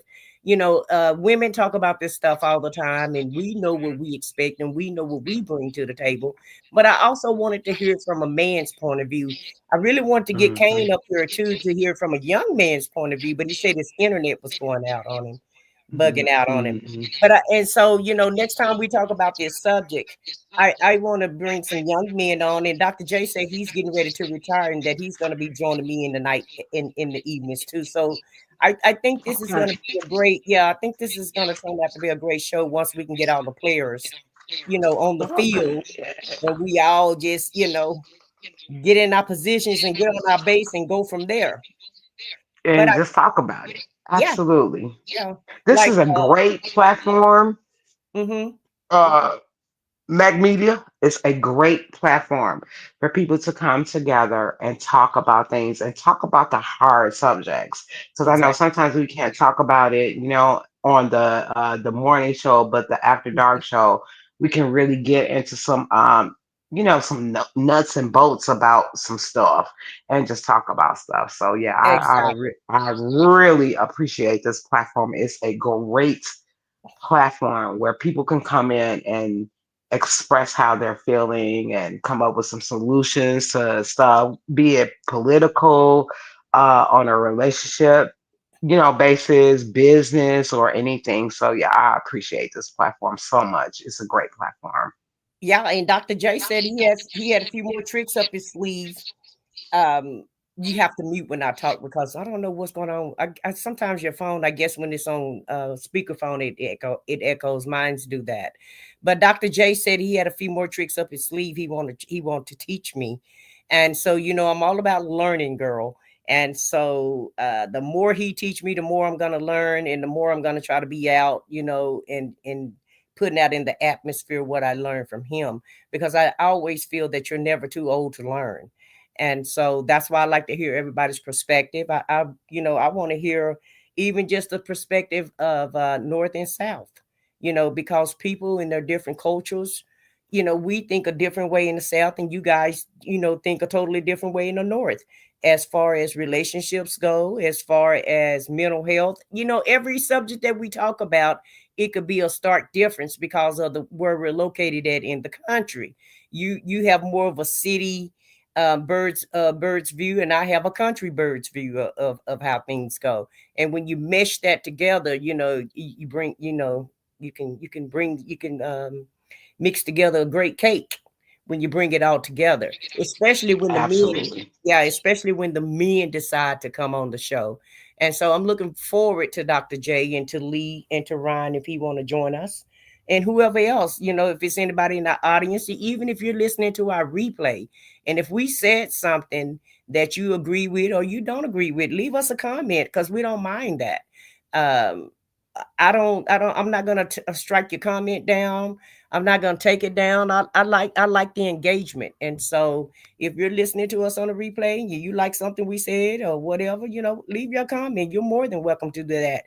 And Yvonne, I do want to thank you so much for joining me tonight on the show, because this was a great show. I enjoyed it.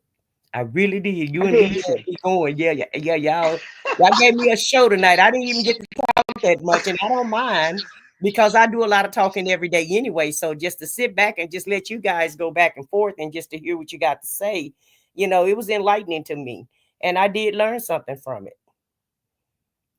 And that's why Good. I asked me the questions I asked them, because I wanted to hear a man's point of view. I'm gonna mute and let you talk. Oh yeah, anytime I'll come on the show and blab off because normally, as part of the team, I'm always in the corner with my stapler doing business stuff. So it was good to come on the show. And like I said, this is a good platform. This platform is a good platform to come on and just talk about stuff, and be our own selves and just give our opinions on what we're feeling about what's going on. Like I said, either politically, relationship wise, business wise, what you have for dinner, what you think this recipe is for good chicken, stuff like that. So this is a good platform, and I appreciate you know, being a part of the team. I think we have a really, really, really good team, and I think we have a lot of good people that work with us, and especially the people that come in our chat. So I appreciate you so much, Stacey. Thank you so much. I think it's going to get better too. All we can do is go all the way up. And so I do it. Like I said, thank you for being my guest tonight. And you're welcome to be my guest anytime. You know, I love talking to you too. And so it's been a great show. I want to say goodbye to everybody and thank you for joining us out there. Like, share, and subscribe to our channel. You can follow us on YouTube and you can follow us on TikTok.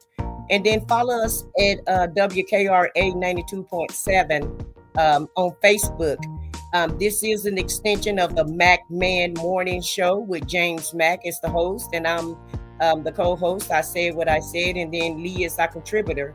That's on the panel. We're here every day, and Yvonne's always in the bushes, and so we're all a team.